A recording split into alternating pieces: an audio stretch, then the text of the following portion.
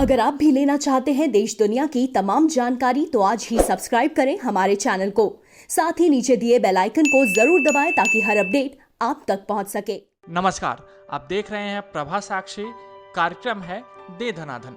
प्रधानमंत्री नरेंद्र मोदी ने भले ही लॉकडाउन को 3 मई तक बढ़ाने का ऐलान किया है, लेकिन अभी राहत की उम्मीद खत्म नहीं हुई है। इस लॉकडाउन की वजह से देश की अर्थव्यवस्था पर असर पड़ना लाजमी है। इस असर को दूर करने के लिए ही मोदी सरकार लगातार काम कर रही है, लेकिन सरकार का सबसे ज्यादा ध्यान गरीब परिवारों और किसानों पर है।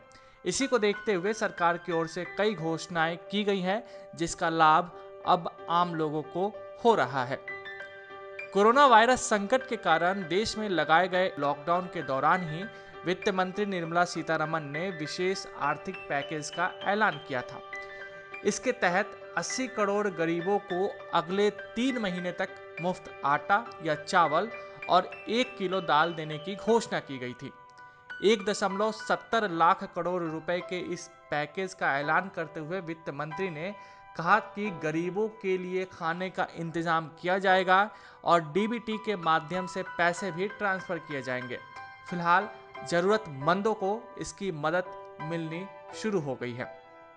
खास बात यह भी है कि राशन बंटवारे में कुछ राज्य सुधार करते हुए सभी जरूरतमंदों को एक तरीके से इसका लाभ पहुंचा रहे हैं।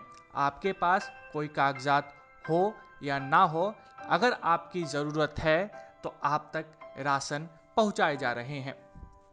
ग्रामीण क्षेत्रों में मनरेगा के माध्यम से जो लोग अपने परिवार का पालन पोषण करते हैं, उनके लिए मजदूरी 182 रुपए से बढ़ाकर 202 रुपए तक कर दी गई है।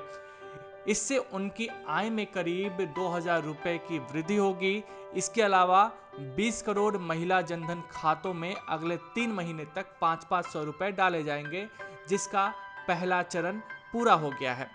मनरेगा की तरह ही वृद्धों, विधवाओं और दिव्यांगों के लिए अतिरिक्त 1000 रुपए पेंशन के तौर पर दिए जा रहे हैं। पेट्रोलियम मंत्री धर्मेंद्र प्रधान ने कहा कि बंद के दौरान गरीबों को राहत के उपाय के तहत पिछले 2 सप्ताह में 1.5 करोड़ एलपीजी सिलेंडर दिए गए हैं। ये रसोई गैस सिलेंडर बिल्कुल मुफ्त में दिए गए हैं। इसके साथ ही केंद्र सरकार प्रधानमंत्री किसान सम्मान निधि योजना की पहली किस्त के तहत चालू वित्त वर्ष के प्रारंभ में ही कुल 7.92 करोड़ किसानों के बैंक खातों में 15,841 करोड़ रुपए की राशि हस्तांतरित कर चुकी है। सरकार ने ईपीएफ को लेकर भी बड़ी घोषणा की है।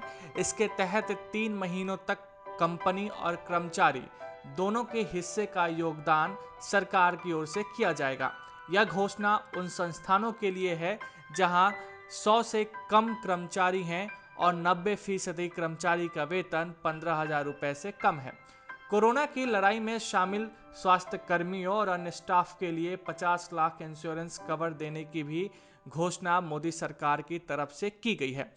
इससे 20 लाख कर्मचारियों को लाभ मिल रहा है।